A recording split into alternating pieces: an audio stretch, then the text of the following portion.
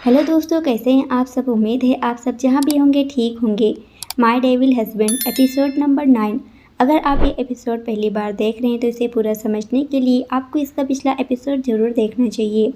सारा: हाँ मैं ठीक हूँ, आप लोग टेंशन मत लो। पर क्या पिटाई की है इन लोगों की, मज़ा आ गया। आहान: क्या आप उन लोगों को मारना चाहोगी। सारा: ज़रूर। आहान: ठीक है फिर आ जाओ। ये बोलकर आहान सारा का हाथ पकड़कर उनके पास ले गया और बोला, आप इन लोगों को हाथ मत लगाओ, ये उसके लायक नहीं, आप पैर से मारो। सारा ने उसकी तरफ देखी और मुस्कुराते हुए उन लोगों को पैर से मारने लगी। रूपा: क्या मैं भी आप लोगों को ज्वाइन कर सकती हूँ। आहान: जी ज़रूर। फिर क्या था, रूपा भी चली गई अपना हाथ साफ करने। उन दोनों ने जमकर उन दोनों की खूब पिटाई की। फिर सारा के भाई ने आकर मना किया और वो सब घर चले गए। उसके बाद से आहान ने उन दोनों लड़कों को अपनी तरफ से हैंडल किया। वर्तमान: ये सब सोचते सोचते उसके चेहरे पर एक मुस्कान आ गई और फिर अचानक से बहुत ज़ोर ज़ोर से रोने लगी। करण जो बाहर चेंजिंग रूम से आकर अपने बालों को सेट कर रहा था, उसके कानों में अचानक से सारा की रोने की आवाज़ गई और उसका चेहरा डार्क हो गया। उसे बहुत गुस्सा आया। उस लड़की की हिम्मत कैसी हुई रोने की। क्या करण ने उसे रोने से मना नहीं किया था। फिर क्या था, करण ने न आओ देखा न ताओ। उसने मास्टर की से बाथरूम का दरवाज़ा खोला और अंदर चला गया। अचानक से दरवाज़ा खुलने से सारा चौंक गई और उस तरफ देखने लगी जहाँ से करण अपनी खतरनाक आंखों से उसे ही देख रहा था। करण को बाथरूम में देखकर सारा की सांसें ही रुक गई। वो जल्दी जल्दी अपने हाथों से अपने आप को ढकने लगी। हालांकि सारा ने अभी तक अपने पूरे कपड़े उतारी नहीं थी, फिर भी उसको करण के सामने ऐसे ही खड़े होने में शर्म आ रही थी, क्योंकि उसके कपड़े उसके शरीर से पूरी तरह से चिपके हुए थे। सारा हैरानी से करण को देख रही थी और करण गुस्से से सारा को देख रहा था। सारा अपने मन में सोचने लगी कि अब उसने ऐसी कौन सी गलती कर दी जो ये राक्षस इतने गुस्से में उसे देख रहा था। तभी करण धीरे धीरे उसकी तरफ बढ़ने लगा। सारा ने जब देखी कि वो उसकी तरफ बढ़ रहा है तो वो डर के मारे बाथटब में और भी ज़्यादा अंदर बैठते चली जा रही थी। जब करण ने ये देखा तो वो लंबे लंबे कदम लेते हुए सारा के पास गया और उसे एकदम से खींचकर बाहर कर दिया। सारा अभी समझने की कोशिश कर रही थी कि उसके साथ क्या हुआ। वो इसके आगे कुछ सोच पाती उससे पहले ही करण ने उसको अपने गोद में उठा लिया। सारा ने अपनी आंखें बंद कर ली थी क्योंकि वो इस समय करण के गुस्से से बड़े चेहरे को नहीं देख पा रही थी। वहीं करण अभी भी गुस्से से उसे ही देख रहा था। इस लड़की की हिम्मत कैसी हो गई कि ये बाथरूम में बैठकर रोए। क्या वो उसके सामने रोकर बता नहीं सकती थी कि उसे क्या प्रॉब्लम हो रही है, और ऊपर से वो पानी में अंदर बैठने की कोशिश कर रही थी। अगर उसे सांस लेने में प्रॉब्लम हो जाती तो। करण को अभी सारा पर बहुत गुस्सा आ रहा था। करण ने गुस्से में उसे अपने गोद में उठाया और वहीं एक छोटे से बेंच पर बैठा दिया। फिर उसने कुछ देर सारा को देखा और अचानक से सारा के जबड़े को पकड़ लिया। सारा एकदम से हड़बड़ा गई और उसकी तरफ देखने लगी। करण ने अपने दांत पीसते हुए एक एक शब्द को चबाते हुए बोला, किससे पूछकर तुम बाथरूम में रो रही थी। क्या मैंने तुम्हें ये नहीं कहा था कि तुम बिना मेरे परमिशन के कुछ भी नहीं कर सकती, क्योंकि तुम सिर्फ मेरी हो और तुम पर सिर्फ मेरा हक है। तो तुम मुझसे बिना पूछे कुछ भी नहीं, मतलब कुछ भी नहीं कर सकती, समझी। सारा हैरानी से करण की तरफ देखने लगी। क्या अब वो रोएगी भी, वो उसकी मर्जी से। ये सोचकर सारा को और भी ज़्यादा गुस्सा आ रहा था। जब करण ने देखा कि सारा कुछ भी नहीं बोल रही है तो उसे बहुत ज़ोर से गुस्सा आया और चीखते हुए बोला, मैंने हिंदी में ही बोला है, क्या तुम्हें मेरी बात समझ में नहीं आई या मुझे फिर से समझानी पड़ेगी। सारा ने जल्दी से अपने आंसू पोंछे और अपने सर को 2-3 बार हिला देती है। करण ने जब उसे ऐसा करते देखा तो अपने आप को शांत किया और फिर बोला, ठीक है, तुम नहाकर बाहर आ जाना, मैं ऑफिस जा रहा हूँ। फिर ध्यान से अपनी मेडिसिन ले लेना और ब्रेकफास्ट कर लेना। सारा ने जल्दी से अपने सर को हाँ में हिला देती है। करण ने एक नज़र उसको देखा और उसके ओठों पर एक किस किया और वहाँ से जाने लगा। फिर कुछ सोचकर वो सारा के पास आया और बोला, आइंदा से ऐसा नहीं होना चाहिए, क्योंकि मैं हर बार माफ़ नहीं करूँगा, समझी। सारा ने फिर से अपने सर को हाँ में हिला देती है। करण वहाँ से चला गया और सारा अपने मुंह पर हाथ रख कर रोने लगी। वो इस बात का बराबर ध्यान रख रही थी कि उसकी आवाज़ बाहर ना चली जाए और कहीं करण सुन ना ले। करण ने अपने कपड़े फिर से चेंज किए क्योंकि सारा को अपने गोद में उठाने की वजह से वो भी काफ़ी हद तक भीग गया था। फिर उसने अपने बालों को सेट किया और नीचे चला गया। नीचे जाने के बाद उसने ब्रेकफास्ट किया और मिस लिली को सारा के पास भेज दिया और खुद अपने ऑफिस के लिए निकल गया। मिस लिली जब सारा के रूम में गई तो उन्हें उस रूम में कोई नहीं दिखा। उन्होंने सारा को आवाज़ लगाई तो पता चला कि सारा बाथरूम में है। वो बैठकर उसका वेट करने लगी। कुछ देर बाद सारा बाथरूम से एक वाइट कलर के बाथरूम में बाहर आई जिस पर छोटे छोटे कार्टून बने हुए थे। ये करण ने खास करके सारा के लिए ही मंगवाया था क्योंकि सारा को वाइट कलर बहुत पसंद था। इसलिए उसने मिस लिली से कहकर सारा के लिए ये बाथरूम में रखवा दिया था। करण के कहने पर मिस लिली ने उस वाइट कलर के बाथरूम को बाथरूम में रख दिया था। वो सारा के ऊपर काफ़ी ज़्यादा सूट कर रहा था क्योंकि सारा काफ़ी ज़्यादा गोरी थी और नहाने की वजह से और रोने की वजह से उसका चेहरा लाल हो गया था। इसलिए उसके ऊपर वो कलर बाथरूम का काफ़ी अच्छा लग रहा था। सारा उसमें काफ़ी क्यूट भी लग रही थी। अब तक मिस लिली ने सारा के कपड़े निकाल कर बेड पर रख दिए थे। सारा धीरे धीरे चलते हुए उनके पास आई। फिर सारा अपने कपड़े लेकर चेंजिंग रूम में चली गई और अपने कपड़े चेंज करके आई। उसने एक मरून कलर का क्रॉप टॉप पहना था और उसके नीचे शॉर्ट, उसमें वो काफ़ी क्यूट लग रही थी। मिस लिली ने उसको ड्रेसिंग टेबल के पास बैठाया और खुद ड्रायर से उसके बालों को सुखाने लगी। कुछ देर बाद मिस लिली ने सारा के बालों को सुखा दिया और सारा अपने बालों में क्लिप लगाकर अपने बालों को खुला छोड़ देती है। फिर उसने अपने ओठ पर थोड़ा सा लिप ग्लॉस लगाई। वो अब और ज़्यादा खूबसूरत लगने लगी थी। सारा ज़्यादा पतली नहीं थी, फिर भी वो दिखने में गोल मटोल लगती थी। उसके गाल काफ़ी फूले हुए थे। सारा रेडी होकर मिस लिली से बात करने लगी। मिस लिली उसको लेकर डाइनिंग टेबल पर चली गई और उसके लिए ब्रेकफास्ट सर्व करने लगी। तभी सारा को अतुल की याद आई। उसने मिस लिली से उसके बारे में पूछा तो मिस लिली ने बताई कि वो अपनी मम्मी के साथ बाहर है। यह सुनकर सारा ने मिस लिली से अतुल को बुलाने के लिए कहती है। मिस लिली ने एक नौकर को अतुल को बुलाने भेज देती है। कुछ देर बाद अतुल एक नौकर के साथ आते हुए दिखा। हालांकि शीला उसे सारा के पास भेजने में डर रही थी, पर फिर भी उसने सोचा कि अगर सारा मैडम ने उसे बुलाया है तो फिर वो ना भी नहीं कर सकती थी। इसलिए उसने हार मानते हुए अतुल को उस नौकर के साथ भेज देती है। अतुल ने जब सारा को देखा तो दौड़ते हुए वो उसके पास चला गया। सारा ने भी जब उसको देखी तो अपने घुटनों के बल बैठकर अपनी बाहें फैला दी और अतुल दौड़ते हुए उसके गोद में चला गया। वहाँ पर सभी खड़े उन दोनों के प्यार को देख रहे थे। शीला की आंखों में तो आंसू आ गए थे क्योंकि कोई भी उन दोनों को इतना प्यार नहीं करता था। उनकी गलती सिर्फ इतनी थी कि वो लोग गरीब थे। सारा को इतना खुश देखकर मिस लिली भी काफ़ी खुश थी। सारा ने अतुल को अपने आप से दूर करती है और अतुल से पूछती है, कैसे हो आप अतुल? अतुल ने सारा की तरफ देखा और अपनी प्यारी और तोतली आवाज़ में बोला, मैं ठीक हूँ थालू, तुम कैसी हो? मैं तुम्हें तब से ढूंढ रहा था पर तुम मिली ही नहीं। उसकी इतनी प्यारी बातें सुनकर सारा को उस पर काफ़ी ज़्यादा प्यार आया और उसने उसके गाल पर एक किस कर लेती है।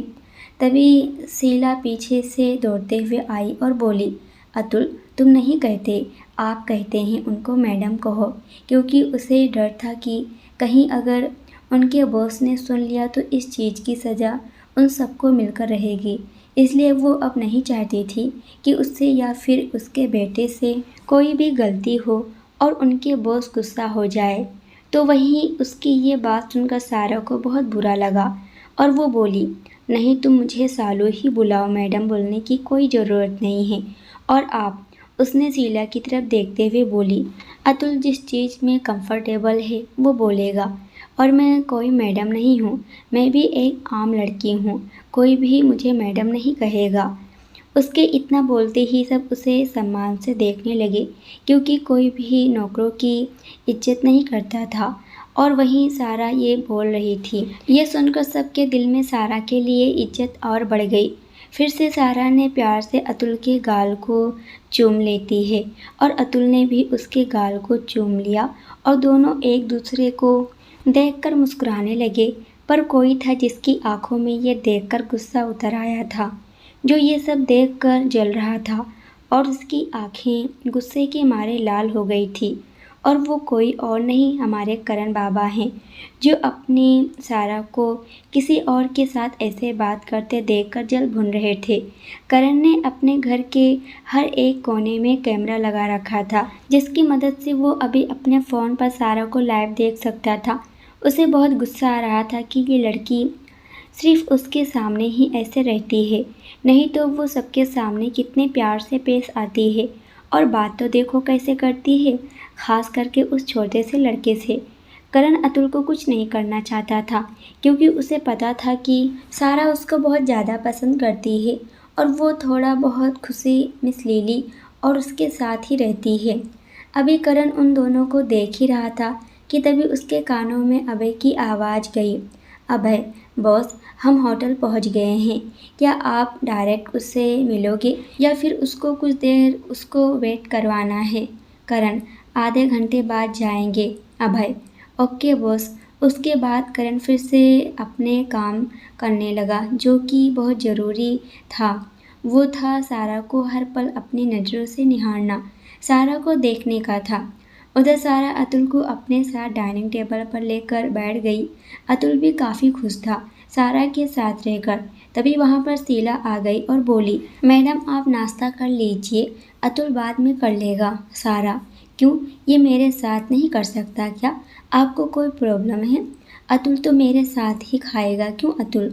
अतुल ने भी जल्दी से अपनी तोतली और प्यारी वॉइस में बोला, हाँ मैं सालों थे थात थाऊंगा, आप दाओ यहाँ छे। सारा ने अतुल को डांटते हुए बोली, अतुल मम्मा से ऐसे बात नहीं करते, चलो उनको सॉरी बोलो।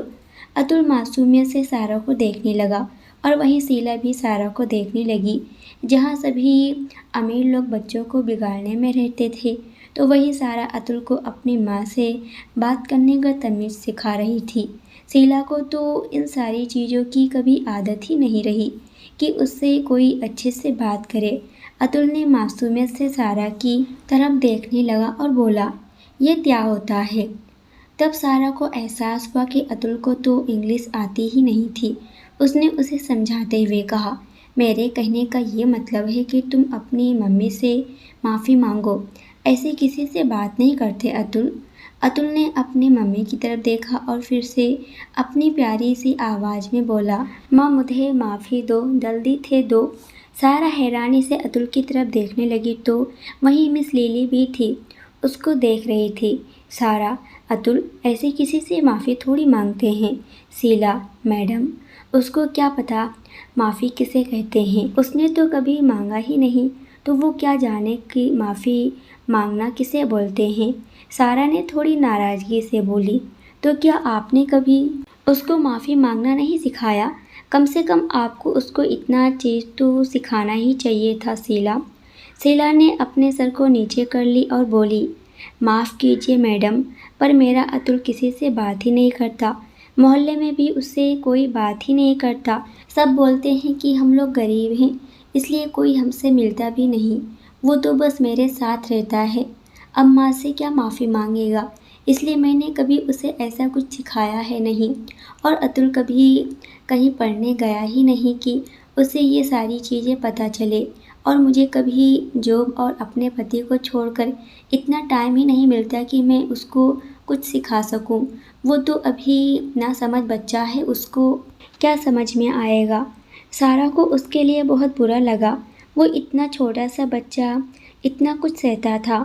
उसने फिर उसकी तरफ देखा और बोली, कोई बात नहीं, आज के बाद मैं तो उसको पढ़ाऊंगी, है ना अतुल? अतुल ने अपने सर को हाँ में हिला दिया। सारा ने खुशी से अतुल को गले लगा लेती है और उसके गालों पर एक और किस कर देती है। वहाँ पर सब लोग सारा को इज्जत की नज़रों से देख रहे थे क्योंकि अतुल के कपड़े काफ़ी गंदे और जगह जगह से फटे हुए थे। हालांकि अतुल बहुत क्यूट था, वो कपड़े उसके क्यूटनेस को ख़राब नहीं कर पा रहे थे, पर फिर भी कोई भी उनसे बात नहीं करता था और सारा का इतना प्यार देखकर शीला की आंखों में आंसू भर आए। फिर सारा ने अतुल को अपने बगल में डाइनिंग टेबल पर बैठाई और उसे खिलाने लगी। आज मिस लिली ने सारा के लिए पराठे बनाया था जो कि सारा ने जिद करके बनवाई थी। सारा अतुल को लेकर बैठ गई। सारा नाश्ता करते हुए अतुल से बात भी कर रही थी। अतुल इतना सारा नाश्ता देखकर सारा से पूछता है, कहता है बड़े आदमी के यहाँ कितना सारा नाश्ता बनता है, मैं ये मेरे भी घर पर बनेगा।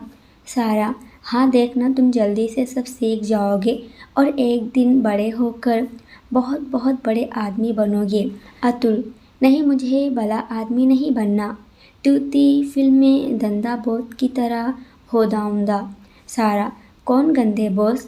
सालून ने उसको चुप कराते हुए बोली, वो मैडम कुछ नहीं, ये तो कुछ भी बोलता है ना, इसकी बात पर विश्वास मत करिए। तभी अतुल ने फिर कहा, वही जो कल मुझे दांत लहे थे, गंदे बॉस है ना वो।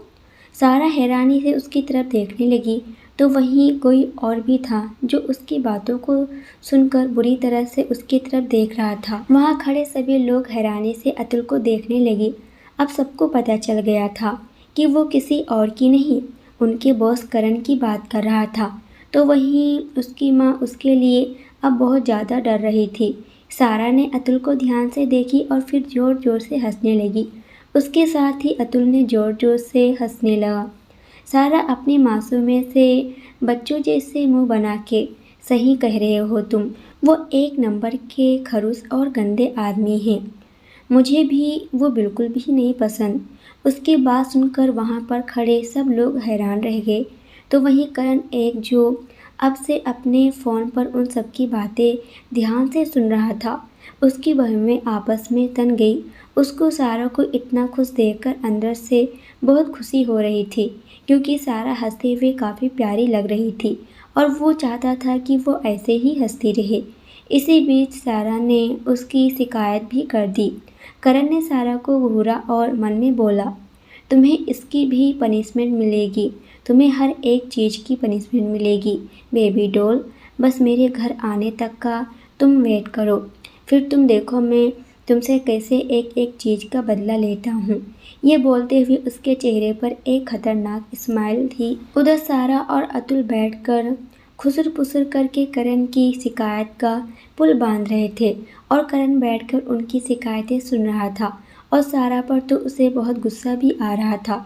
तो वहीं इन सब बातों से बेखबर सारा अतुल से शिकायत पर शिकायत कर रही थी।